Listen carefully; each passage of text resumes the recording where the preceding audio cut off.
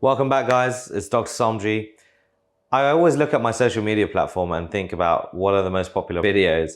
The most popular videos are just me removing milia. So what are milia? So as you can see on the screen, they're like little white milky spots. They tend to be keratin, they're made up of keratin trapped in the upper layers of the skin. So that epidermis and dermis in between that layer.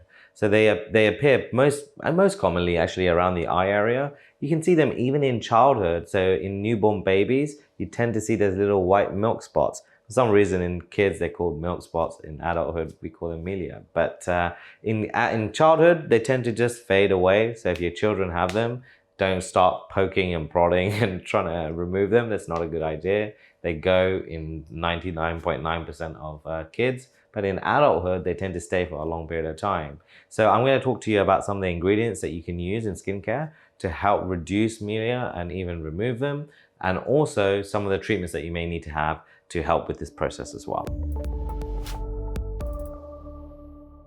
One of the best ingredients to tackle milia are retinoids. So there are different types of retinoids. So prescription ones like tretinoin that can be used on other areas of the face are fantastic. So at 0.05% concentration is good. Tazarotene as well, which is available in the States, you can use in facial areas. Both of these are quite strong retinoids, and I wouldn't recommend using it around the eyes if you have that issue. That's where maybe you want to go down the retinoid ladder and use some retinols.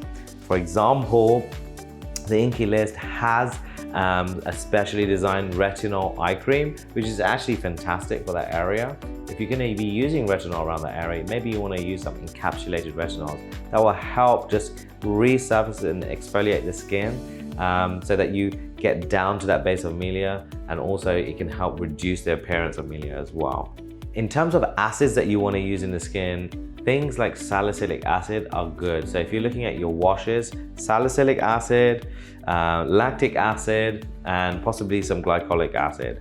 I would stick to both lactic and salicylic because they're a little bit more, not so harsh on the skin. Glycolic, if you've got really bad kind of like tough, leathery, sort of oily skin with quite large milia, then maybe you want to look at glycolic acid. But generally, that strips the skin barrier. I'm not a fan of like things with too much glycolic in there.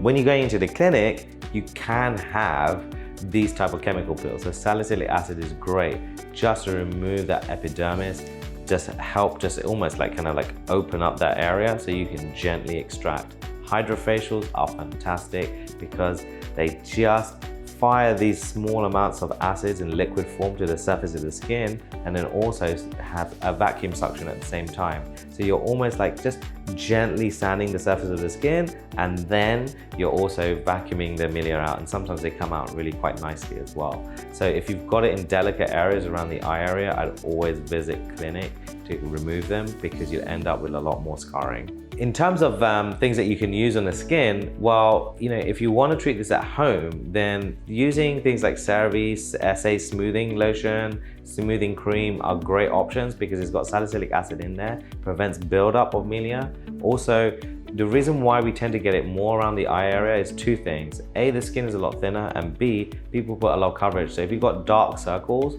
they tend to layer up the makeup. They also tend to layer a lot of skincare unnecessarily, and this blocks the skin. And that's the reason why you get buildup of keratin within that area, because you're not essentially exfoliating or allowing the skin to exfoliate within the area.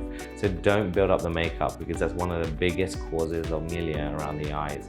And again, around the eye area is very difficult to treat at home.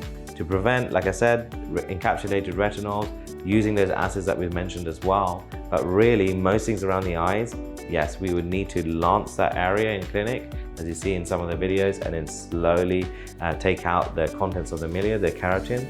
Sometimes even ablative lasers, so sometimes they use CO2 laser just in that area, just to break the skin surface so that the milia can come out naturally. I sometimes use plasma as well, it's really useful. As long as you see a professional, they can extract these areas really quite safely.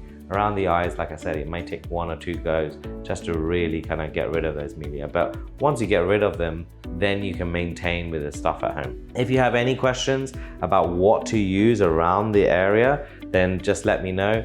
Some of the superstar ingredients, like I said, are always my standard ones. Things like azelaic acid, salicylic acid, lactic acid, retinols are fantastic. Also, if you're irritant to retinol, using things like bakuchiol are also a great idea as well, so it doesn't irritate skin, especially if you've got an impaired skin barrier. Thank you so much for listening. If you have any comments or any questions, please let me know. If there's anything you want me to talk about in terms of specific products or specific details, let me know below. Don't forget to subscribe because we've always got new videos coming back. And also, if you like the video, click like.